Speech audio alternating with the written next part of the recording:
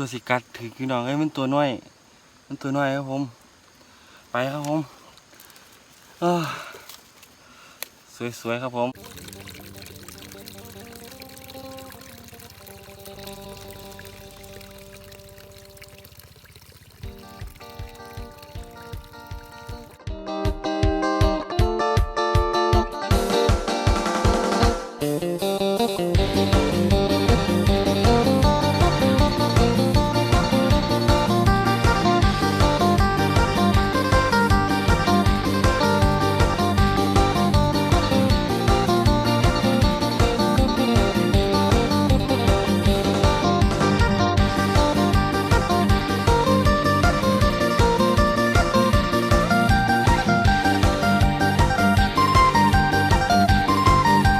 สวัสดีครับผม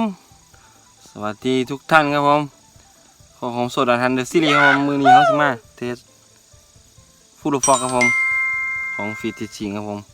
เขาสิมาไปเบื้องไม้พี่น้องไปไม้พี่น้องไม้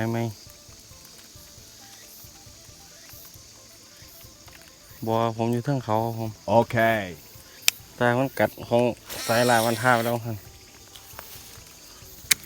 แต่กัดไม่โดนกัดบ่ติด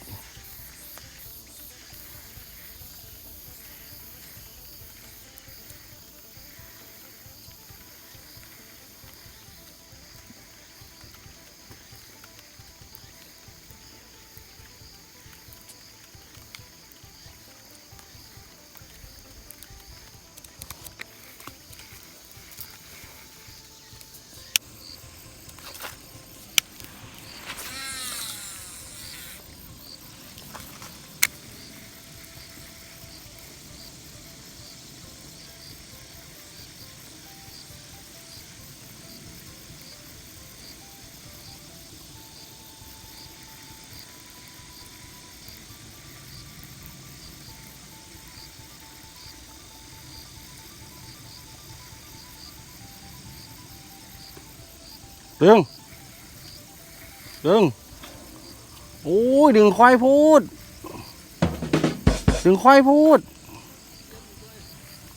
วัดควายพูดเอามันบ่สวัสดแม่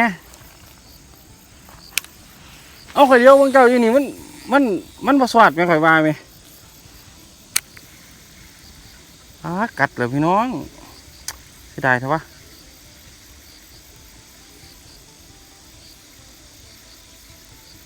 ของผมคือประกาศตะเคียบว่ะสลาวันทามันเจอ2 รอบแล้วทางผมยังไม่โดนเลย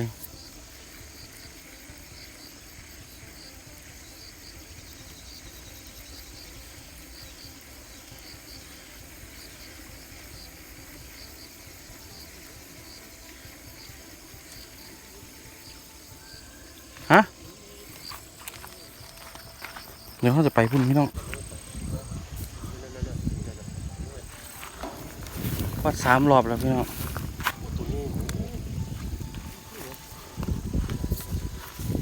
อันนี้โอ้ลมทางนี้ไหมมีตัวอะไรไงบุถือตามสิบุถือพี่น้องกัดบุถือ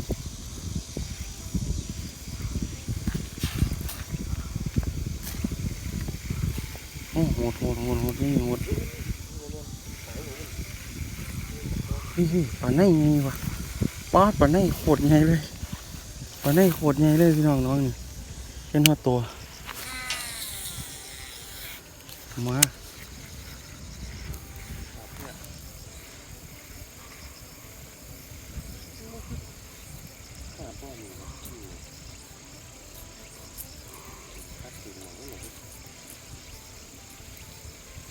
ไม่กัดรอบนี้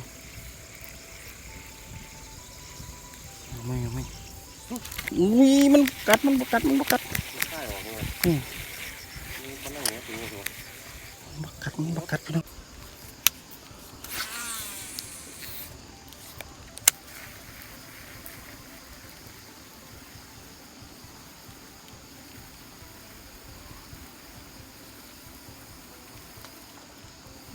กัดกระถือกัดกระถือ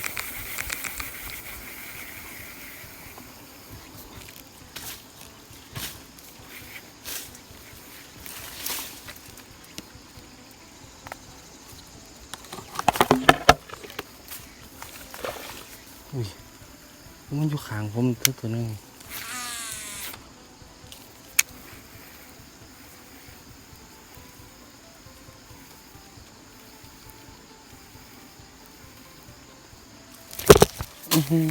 โอ้พี่น้องมากัดบ่เขาเลยขนาดทิมให้ซ้ายให้เราก็บ่เขา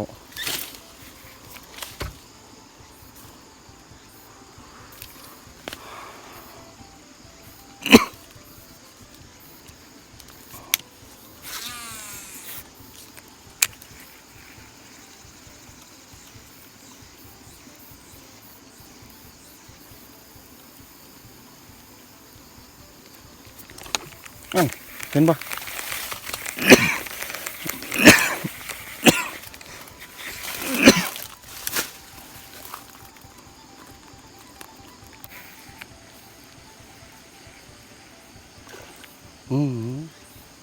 ตื่น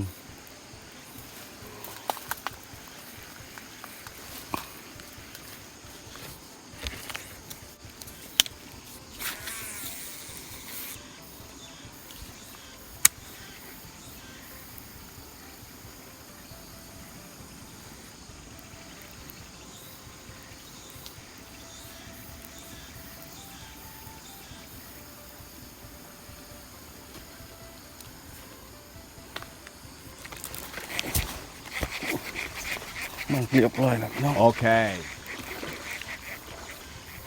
มา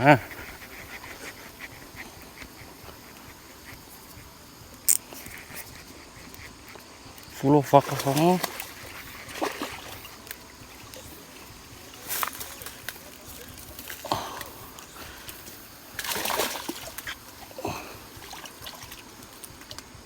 เราจะงัดนะครับเราจะงัด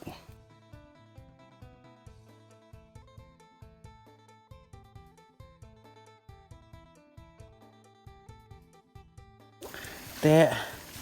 ต่มันติด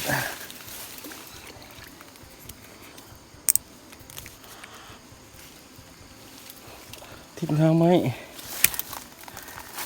เดี๋ยวผมต้องลงไปเอาเนาะโอ้ยมันเป็นอะไรที่ยากมาก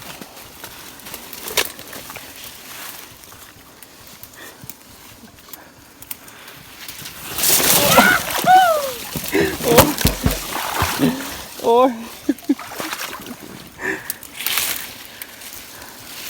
ติดยังก็มาขึ้นมา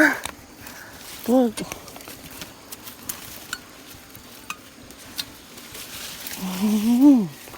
่พี่น้องตัวมันยังไงครับผม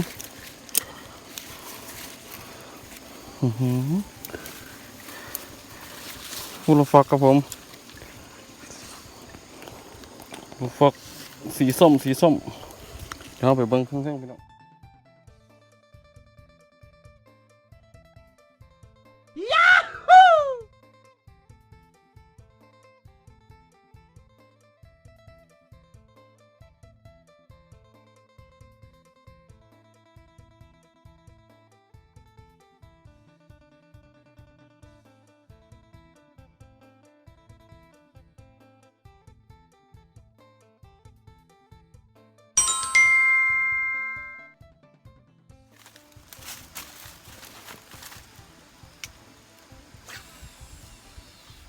ต่อกันเลยพี่น้อง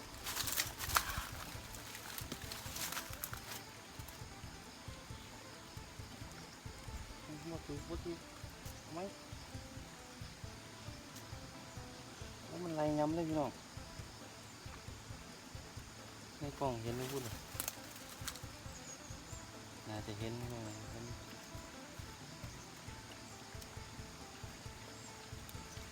เอามาสีใส่ให้กันนะพี่น้องใส่โลนิด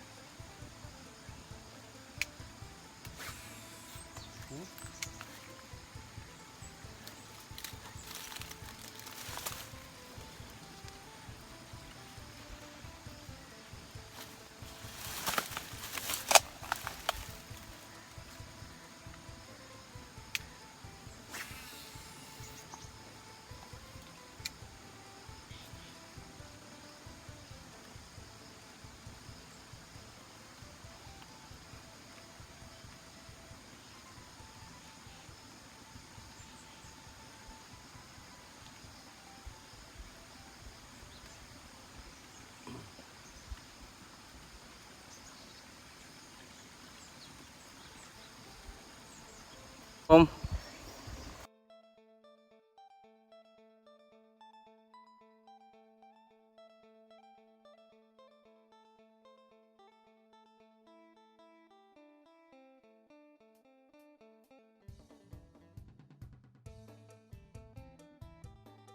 ฟูลฟอกครับผมฟูลฟอก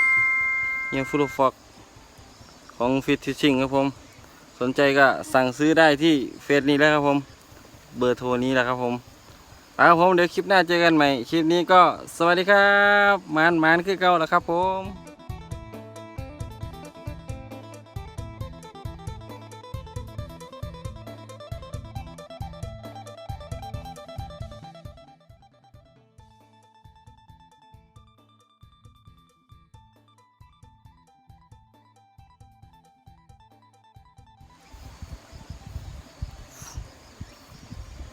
ฟูลฟอกครับผมฟูลฟอกยังฟูลฟอก